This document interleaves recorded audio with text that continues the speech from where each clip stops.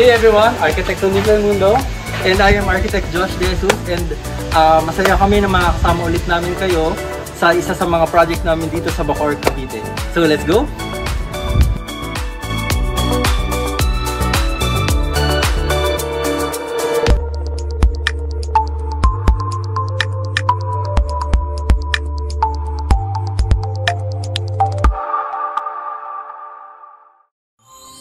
Actually, yung property ni client, meron siyang lot area na 68 square meters and yung pinaka-total floor area niya is 123 square meters. At kung mapapansin nyo, gusto ni client na very modern, contemporary yung maging design ng kanyang dream house. And of course, request din ni client na not to little privacy yung pinaka-harapan, yung pinaka-gate natin. Pero syempre, as architects, ayaw naman namin ng sarado-sarado.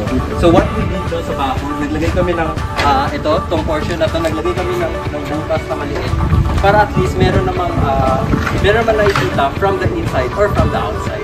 And of course, yung style natin ng gate, hindi naman siya totally enclosed para at least kahit paano makita pa rin. And of course, yung flow ng air, andun pa rin sa bahay. Since ang ginawa kasi namin dito sa bahay, minmaximize namin yung lot kasi sobrang liit nung lot area eh.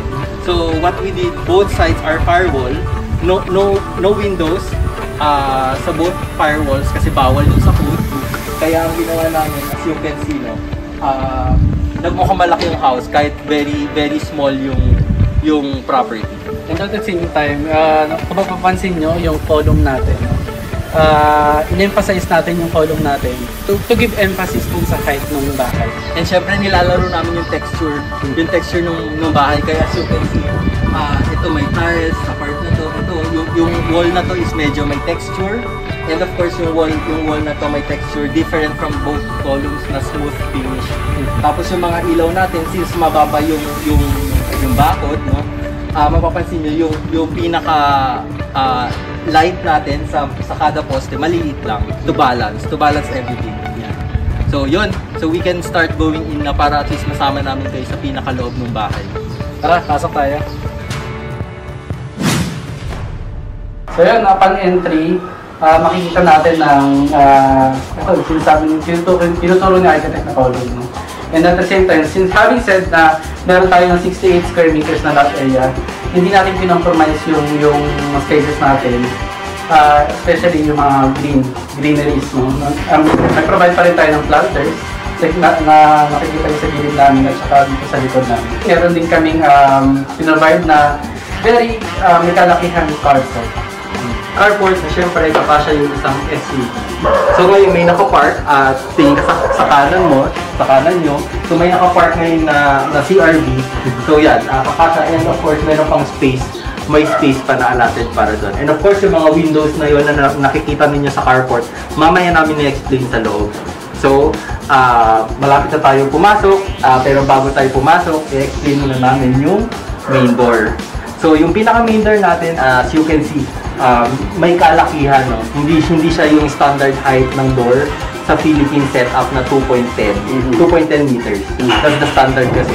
Ang ginawa namin dito, para maging proportion siya dun sa size ng column sa labas, ginawa namin siyang 2.4 meters. And as you can see, yung handle na ginamit namin dito is yung mga yung uso nowadays na malaking handle. And syempre, kami as architects, no, just a piece of advice, kapag gumagamit tayo ng handle na ganito, might as well not use doorknobs na meron ng handle kasi magiging redundant pa siya. Hindi namin sinasabing mali yun, pero as preference namin mga architects, hindi ko alam sa ibang architects, no, pero basic experience namin, once na nagkaroon ka ng doorknob na may handle, great example is yung mga fingerprint, yung mga may code. Yun na kasi yung pangbukas mo eh. Itong handle na ito nagiging useless. So kaya ganito yung ginawa namin, lock lang to. Pero tayo actually lock in the stainless steel na handle. Yes, so kumbaga ito na yung magiging main handle mo. Okay? So tara sa loob.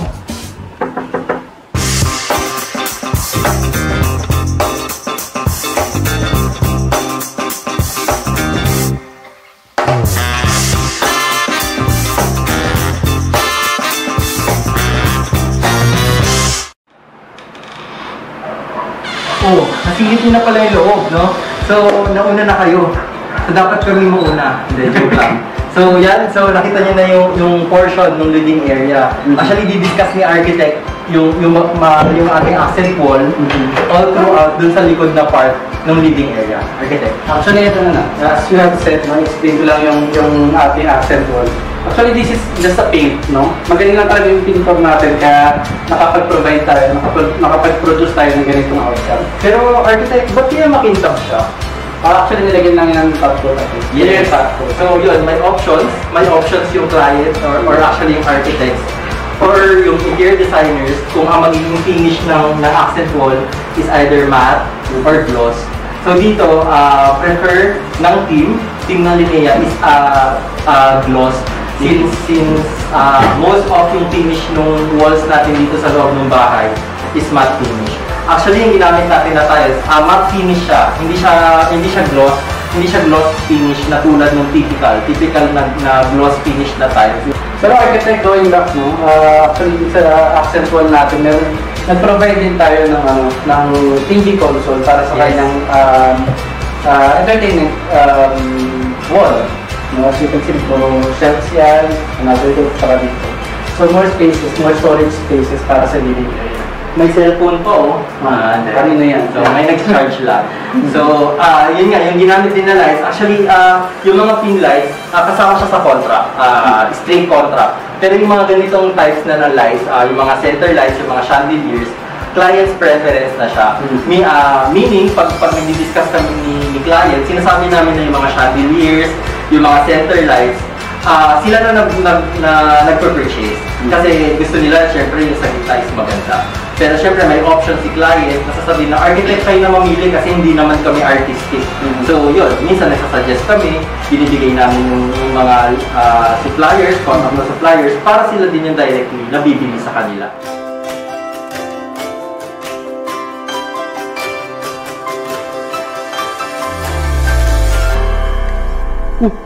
Architect ni Ian. Wag yan. Explain ko dito. Okay. Yes, architect. So ito yung pinaka-dining area nila.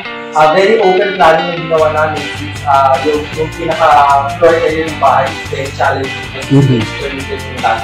So ang ginawa namin dito yung area ng dining, tapos dito naman yung kitchen. And yung preferred shape ng kitchen namin is L shape para ma-maximize yung pinaka-space. And then behind yung kitchen door, going sa service area. Pero before tayo pumunta ng service area, explain muna natin yung pinaka-kabuuan ng dining kitchen. Let's start with dining, architect. Kasi as you can see, no, yung dining area natin is provided ay 5-seater lang. Pero you can actually fit 6-seater na dining table dito. So, minove lang namin dito to give way para din sa hallway. And sa kitchen naman, architect, yes? Dito yung mga clients natin is makapantag.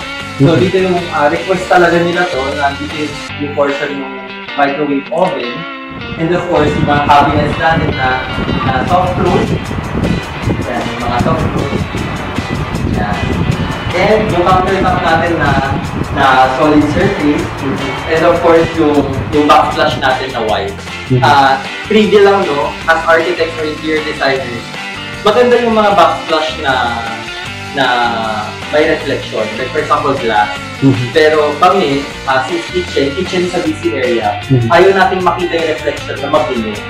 So kami talaga, as far as we are concerned, dating ganga, tapos kasi namin yung mga malilinis din. Yung hindi mo nakikita yung reflection mo na makalat yung area. Lalo na yung ganitong space na open plan. Pero if you opted to choose na mag-install talaga na halimbawa mirror reflective na backsplash, pwede naman yan. Pero siguro mas maganda kung sa clean kitchen yan. Yes. Kasi doon na-maintain talaga natin yung proper orderliness, yung cleanliness. And kasama syempre sa kitchen showcase natin is yung mga cutleries. Yung mga cutleries or cutleries na for spice rack. Tapos dito, naku architect, ba't hindi pa na-install yung range hood? Nanakaw na yata. Medyo actually, hindi pa na-install lang yung range hood natin. No? Pero we already installed yung range naman natin dito. Kumbaga nakaabang dyan yung range hood. Para kung decided si client na ikabit na, sila nang magkakabit. Hindi, joke lang. Siyempre, one call away kami lagi. So, tatawagin lang nila kami, tapos Ang magkakabit syempre is yung workers. Yes. Kami ng architect. Ah. Tapos ito naman yung sink natin. Ito yung pinaka-sink natin. So, one tub na malaki. So, normally ngayon ang uso is dalawa. So, pero yung dalawa kasi medyo kumakain siya ng space for this size. Kaya sinuggest namin one tub. And at the same time, under mount siya, no? Ibig sabihin, yung pinaka-top nung stainless, nung sink, is actually nasa ilalim ng counter. So kapag kami lilinis si owner, madali lang kumbaga i-wash off yung tubig papunta dun sa sink. Sabi ko nga kanina, nung nasa dining area tayo, behind me is the door going sa service area. And actually, service area, yun yung pinaka-laundry area natin. Pero very typical sa Filipino setup or Filipino setting na yung service area is nagkakaroon tayo ng /dirty kitchen. Kaya tara, silipin natin. Basa. Hindi, biro lang. So, ito yung pinaka-service area natin. As you can see, nandyan yung pinaka-lutuan. Siyempre, meron tayong show kitchen, kaya sa client, prefer niya muna dito magluto sa labas. And of course, meron din tayong sink/lababo. Kasi dyan naman naghugas si client. Then going back inside the house, next naman tayo dun sa stairs natin, no? Which is dito. Yes, and nabanggit nga namin kanina, very special yung location ng ating powder room. So, ko-correct lang namin yung sarili namin, actually hindi talaga siya powder room. Mali pala kami. Ang powder room kasi, once na sinabi natin powder room, kaya tinawag na powder room, madalas nilolocate siya sa bahay near the entrance door. Para bago ka umalis ng bahay, magpa-powder ka muna. Kaya siya tinawag na powder room. Ito kasi, actually, toilet and bath na to. Yes. Toilet and bath. So, actually, ang powder room kasi, just so you know, ang meron sa powder room is actually toilet at saka water closet.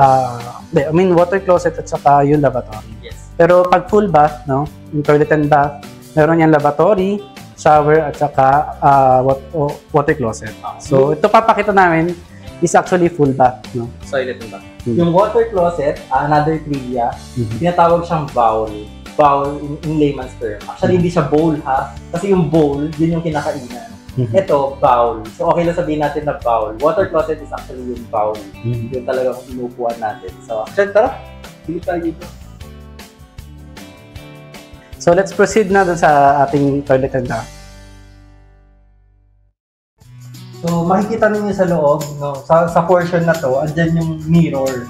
Tapos yan naman, very special yung ginawa naming storage area yan. Minaximize namin yung space. Originally sa floor plan, wala yan. Wala yung storage area na yan. Pero nilagyan namin. So, makikita nyo, this is the lavatory and the shower area and the water closet. Including the shower niche, actually yung soap. Nilagyan ng soap at saka ng shampoo. So let's head up naman dun sa second floor natin. Oh, watch your step. Ginawa namin hand railing dito. Naglagay kami para sa side na to, na naka-wall mount. And of course, after nung pizza cut yung tawag dito kasi parang slice ng pizza, andito yung pinaka-hand rail or railing. Tara, yes kayo. Kung mapapansin nyo, yung ating pinaka-step is actually mahogany wood, no? And then we provided also yung ladder box, no? So this area naman, actually, ang client preference naman talaga maglagay ng ladder box dito para magkaroon ng konting greenery sa loob ng ating second floor. As you can see, meron tayong 3 doors. So, hulaan nyo nga kung saan dyan yung master bedroom. 1, 2, or 3. So, architecting ko 1. Tama. Ay, sorry. So, dito yung allocation for the master bedroom na meron kasamang toilet and bath. Sa likod naman namin is bedroom 1. And sa tabi ko naman is bedroom 2. Pero right now, ginawa mo na siyang entertainment room. Kaya, as you can see, itong portion na ito, hindi talaga siya enclosed. Open siya. Actually, architect, nung una sa proposal natin, it's actually an entertainment room / the guest room. So, nag-isip yung team natin na ano ba yung magiging difference nung regular bedroom sa guest room or entertainment room? So, as Shel said, naglagay tayo ng vertical slats dito, no? Para magkaroon ng difference in dalawa, yung bedroom at saka yung guest room. So, Iuuli natin pasukin si master bedroom. yes, dito muna tayo sa entertainment room. Entertainment room.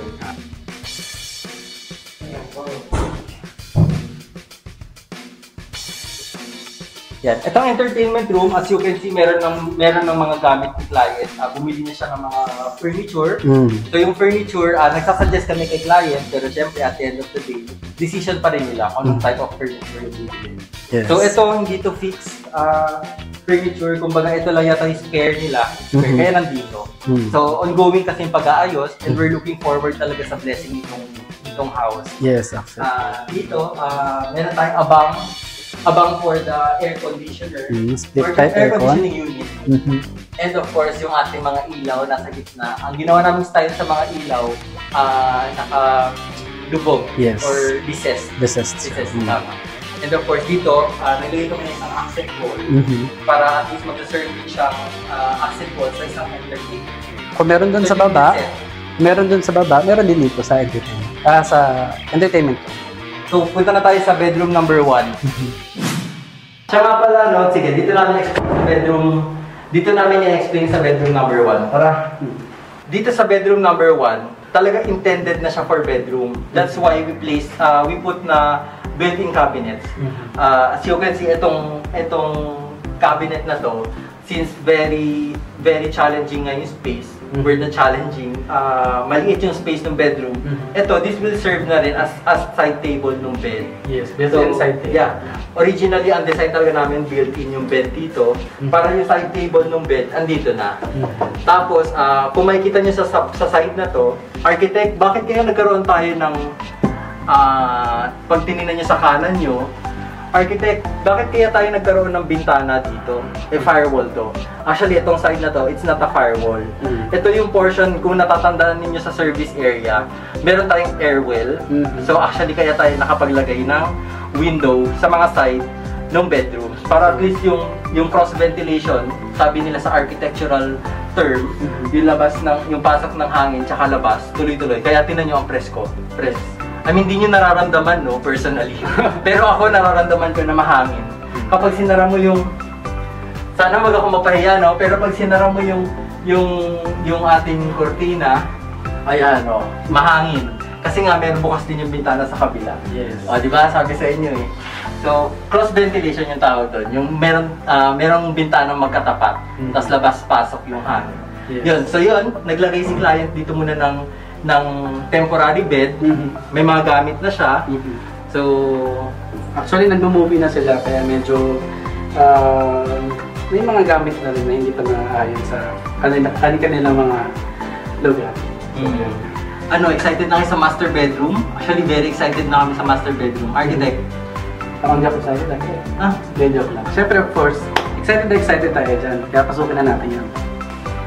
Ayan, tapos na tayo sa ang hangin talaga. So, inulit ko siya. Ang hangin din talaga dito sa loob. Pero bago tayo pumasok sa master bedroom, ipakita lang namin yung floor tiles na ginamit dito sa buong second floor. Iba kasi ginamit namin sa baba and dito sa second floor. Ginamit namin dito sa baba, architect, anong size? Actually, it's porcelain tiles. Parang size is 20 by 120 centimeters na porcelain tiles, no? And mapapansin nyo, very random yung latag nung tiles na kasi we want na maiba yung latag. Yes, yun. Compared dun sa ibang typical na layout ng tiles, ng floor tiles na usually parang hollow blocks na alternate lang yung kanyang layout, pero dito very random. Pag sinabing random, walang pattern. Kumbaga, straight siya, diretso. Pero kumbaga yung agwat ng mga tiles na naglalaro ganun, hindi siya running band. Hindi siya yung pantay yung isa, yung first, third, fifth, tsaka second, fourth, hindi siya ganun. Talagang random. So, tip yun sa amin, so pwede nyo i-layout yun para magmukha siyang natural, yes. Tapos, sige na architect. Pasok na tayo sa custom. So, So ito, just to add, no, naglagay din kami ng groove dito sa door natin para may difference yung hangga at saka yung pader natin. May emphasis yung pader yung doors natin. So let's go inside. Bango. Parang hotel. Parang sayang din yung nakaamoy. So, pag pumunta kayo ng Bacoor, message nyo kami para maamoy nyo rin yung amoy ng master bedroom. So, yun, inuulit ko ha. This is called master bedroom, hindi siya master's bedroom. Okay? So, yun, master bedroom. Ito, very inopen naman namin sa client since yung word na challenging, yung lot area natin, yung cabinet natin, hindi na tayo nakapag-provide ng walk-in closet. Which is okay lang kay client. Okay lang naman kay client. Very okay. Kaya nag-provide kami ng closet nila dito. And of course, ayaw nila ng entertainment because master bedroom really talaga para makapag-relax sila. Kaya hiwalay talaga yung entertainment sa second floor. So, andito yung pinaka-walk-in closet natin. Behind architecture nila naman is yung door going sa balcony. So, tapos ito, siya mabuksan. Ayan, ganito pala siya. Ayan. So, ito yung ating window. Actually, very iba yung style ng window na ginawa namin dito. Nila architecture nila ng lineating kasi normally sliding door. So, kami, since wala namang tatamaan sa labas, ginawa namin casement style. So, pwede siyang full open para talagang buo yung pasok. Kasi 100% ng air yung pumapasok. Unlike kapag sliding, usually dalawa kasi yan eh. So, 50% lang ng air yung pumapasok pag sliding door. Just like jalousie. Jalousie is actually better, good din para sa ventilation. Yes.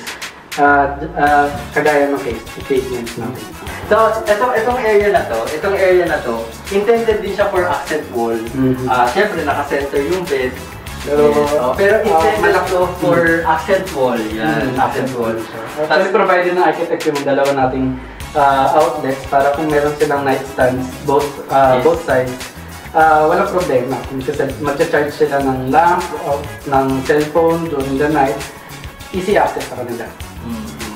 Tapos tinatanong nyo, architect, nasaan na kaya yung toilet and bath? Alam nyo ba't hindi nyo nakikita?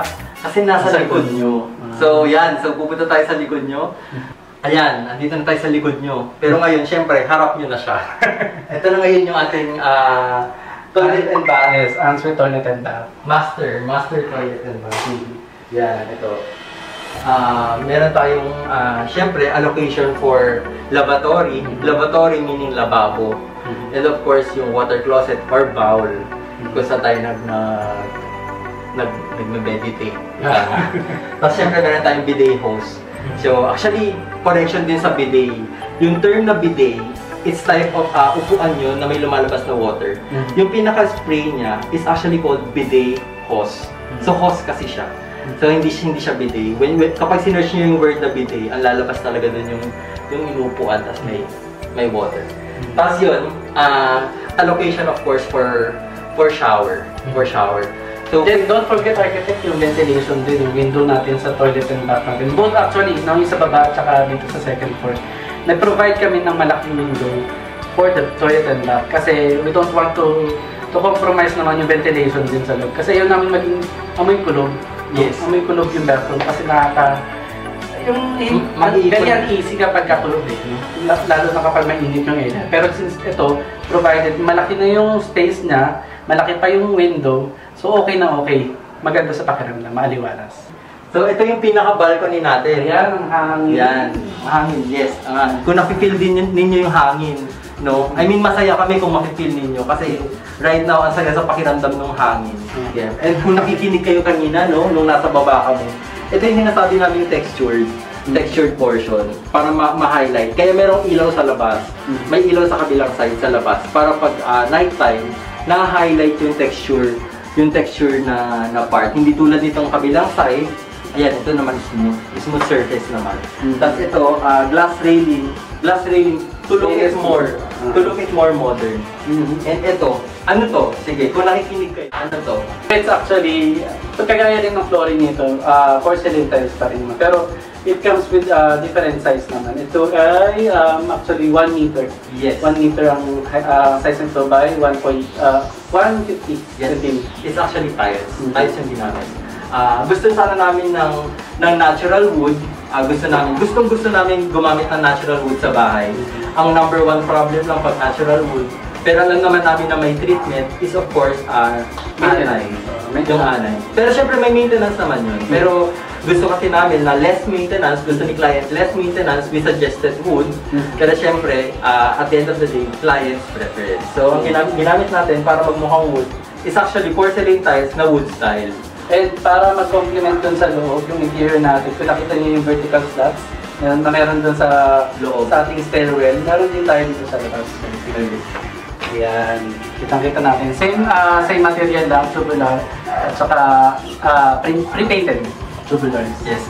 Gusto niyo ba sumilip dito sa railing? I think it's sobrang haba na ng vlog natin, no? Baka nauumay na yung mga viewers natin sa mukha natin. So, yun.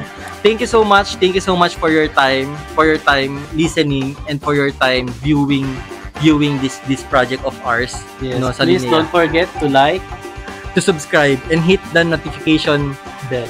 And of course, follow us in all our social media accounts. Facebook, TikTok, YouTube, Instagram. just search Linea Architects ko.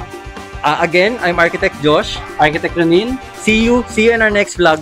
Bye-bye! Bye-bye! Bye!